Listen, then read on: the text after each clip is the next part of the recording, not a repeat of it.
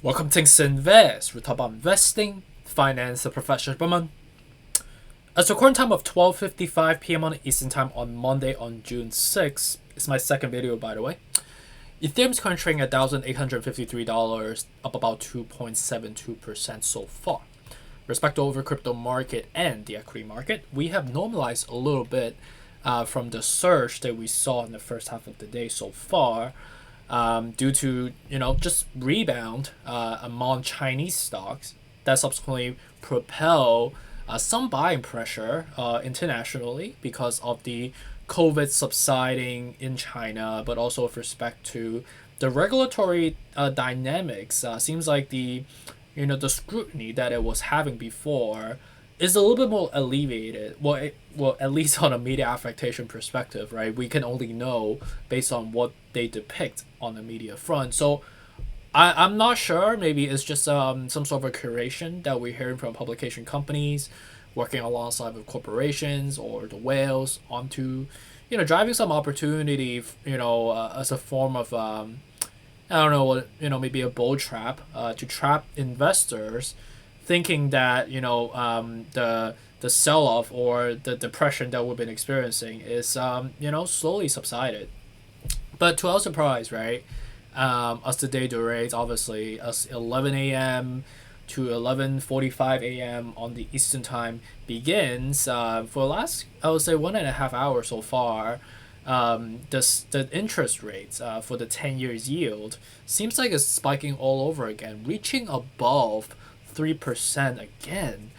And also with respect to the media front, seems like there's a lot more ominous type of foreshadow saying that more layoffs can be possible among companies, especially in the technology sector, knowing the fact that most tech companies are not profitable at the moment, and they just have to watch their margins, in terms of sustaining the operation. So the human capital is the bulk of their expense for corporate companies. So taking a shave across the market, specifically in the human capital ecosystem, makes a lot of sense. So with that type of foreshadow, it doesn't convey a lot of confidence onto investors, right? And then also with respect to a lingering foreshadow that we're going to be experiencing coming up in this week on the 10th would be the CPI report, right? And then on the 14th and 15th next week is going to be the FOMC meeting, which I know that we will see some volatility, especially on the 10th, which contingent on how the CPI report will look like, will give us a good indicator on what the rate hikes will look like, right? And that by if we have a negative CPI report, the likelihood of raising the rates by 50 basis point will be very logical, right? And then that will kind of glide all the way up until on the 14th, until the 15th, which we hear directly from Jerome himself on confirming the meeting sentiment and allowing the procedure of us progressing on to raising the heights to 50 basis point rates going forward to 75 basis point, and even possibly to 100 basis point by the next FOMC meeting. So we'll see how that goes, right? And with the normalization that we're seeing after adjusting for all the macro elements that we've identified so far, we're gliding back down to the next comfortable level, right? 1850, which is exactly what we talked about. So it's not magic. It's just that ultimately we know that on the MACD line we need to kind of normalize by curving down, right? We need to curve down, cross down first, and then cross up, right? And we could not even get above to the next level of the 2000, right? Because as you got to the level of peak today was 1900, and 1900 is a levitation level. It's not a real level, right? So it makes sense why we ideally come back down to the comfortable level, 1850, which is a substantive one, right? So with respect to Bitcoin, 31,500 at the moment. So ideally, coming down to the next level to the 30,500, all the way down to 28,500 is more logical than the fact that we need to curve down and curve up on the MACD front.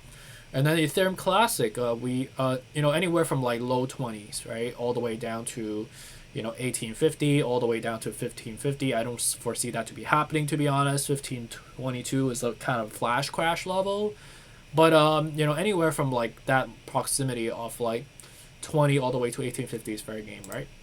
Dogecoin up about 1.25%. I would say anywhere from like high sevens all the way to low sevens is a good frame to DCA. Cardano's at 60 right now. So ideally, you know, 60 is not really like a good level, right? Because you have a relatively large leap down, right? So ideally, anywhere from like 50 all the way down to like the 45, 35 respectively level would be more logical. Solana up about 6% so far, rebounding from basically at the 38, right? But we know we're levitating again, right? We could not get up to the next level of 50. And at the same time, we need to cross down and cross up, right? So ideally, buying back at the 38 was more logical than buying at the current level at the moment. Respect to XRP, down about 0.2%, 40 cents at the moment. I would say anywhere from basically, you know, 40, like 30, 835, you know, like the lower levels, as we cross down and cross up would be more logical to DCA than the current level right now. And then with respect to Polkadot's, I would say anywhere from like the high eights all the way to the low eights would be good level to DCA. Again, cross down and then cross up from here, right? Algorand's up about 0.5% at 40 cents at the moment. I would say anywhere from basically 35 all the way down, like, you know, anywhere from 35 cents below would be more logical than the current level right now. Again, we need to cross down and then cross up, right? And then Shiba Inu is up about basically flat right now. We're closing in on the 900 mark. So, you know, I think as we get closer to 3 digits, it's actually not terrible. But again, you need to cross down and then cross up for us to sustain the bullish momentum. Polygon up about 5.1% at 62 cents at the moment. I would say anywhere from basically 55, 50, and then like all the way down to 45 level would be a lot better. Right now, the 42 out of 70, you need to kind of cross down and cross up, right? I keep repeating myself. And then lastly, for AVAX, up about 6% so far. I would say anywhere from 22 downward from here would be logical. We need to cross down and cross up again, right? So appreciate you have hope you guys have a great Monday so far. Yeah, we're gonna see more volatility coming. Again, the dates are the 10th, the 14th, and the 15th. All the Chinese stocks and buying pressure is basically given up by the U.S. pessimism, which is not surprising because we're still having fixed a lot of the problems that we haven't identified yet. Like the Fed still have not given us that tactical next steps yet. So I don't blame like why corporate investors and retail investors would be thinking or acting this way. It's just a normal reaction. So yeah, let me know if you have questions on this front. I'm always trying to be helpful. So let me know. Appreciate you. Bye.